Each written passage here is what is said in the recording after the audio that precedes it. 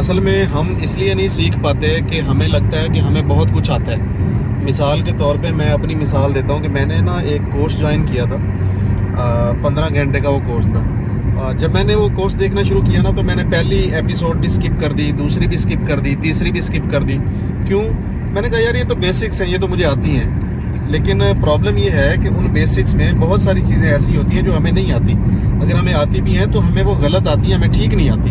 تو ہم جب اپنے آپ کو عقل کل سمجھنے لگ جاتے ہیں, ہمیں لگتا ہے کہ ہم سب کچھ کر سکتے ہیں, تو تب جا کے جو ہے نا ہمارے یہ غلطی ہوتی ہے ہم سے کہ ہم سیکھنے کے پروسیس کو ادھورا چھوڑ دیتے ہیں. اچھا, جب میں نے وہ سارا کورس مکمل کر لیا, دیکھ لیا, اور میں نے اپنے طور پہ پھر ٹرائی کرنے کی کوشش کی کہ اب میں اس کو کر کے دیکھتا ہوں, میں تو سیکھ چکا ہوں, تو ایکچولی میں نے نہیں سیکھا تھا, تو میں نے پیسہ ضائع کیا.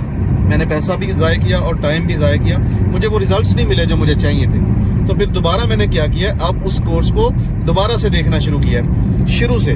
اب میں اس کا 1 سیکنڈ بھی ضائع نہیں کر رہا, میں اس کے نوٹس بنا رہا ہوں, ساتھ ساتھ لکھ رہا ہوں کہ اس کو کیسے کرنا ہے, کیسے دیکھنا ہے. تو جب میں نے وہ جو 3 شروع والی ویڈیوز میں نے سکپ کی تھی, وہیں سے شروع کیا اور دیکھا کہ میں نے ان 3 ویڈیوز میں بہت کچھ جو ہے وہ مس کر دیا ہوا ہے. بیسکس یعنی بنیاد ہی غلط ہو گئی ہوئی تھی, جس کی وجہ سے بلڈنگ جو ہے وہ صحیح نہیں بن رہی تھی.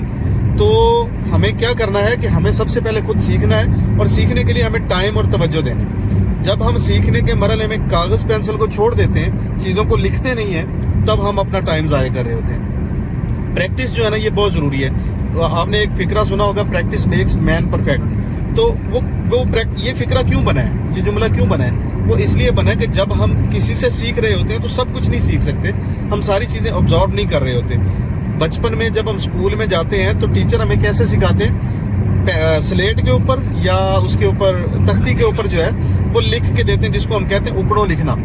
تو ہم پھر اس کچے لکھے ہوئے کے اوپر بار بار لکھتے ہیں. اس سے کیا ہوتا ہے, ہماری لکھائی بھی ٹھیک ہو جاتی ہے اور ہماری یادداشت اور حافظہ بھی ٹھیک ہو جاتا ہے. تو ہم نے جو سیکھنا ہے اس کو یا تو کاغذ پینسل پہ لکھنا ہے, پینسل کے ساتھ کاغذ پہ لکھنا ہے, یا پھر اس کی شارٹ ویڈیوز بناتے جانا کہ آج میں نے کیا سیکھا, فلاں بندے سے یا فلاں ویڈیو سے کیا سیکھا. جب تک ہم یہ ریئلائز نہیں کریں گے کہ سیکھنے کے لیے ٹائم دینا ضروری ہے, تب تک آگے بڑھ ہی نہیں سکتے.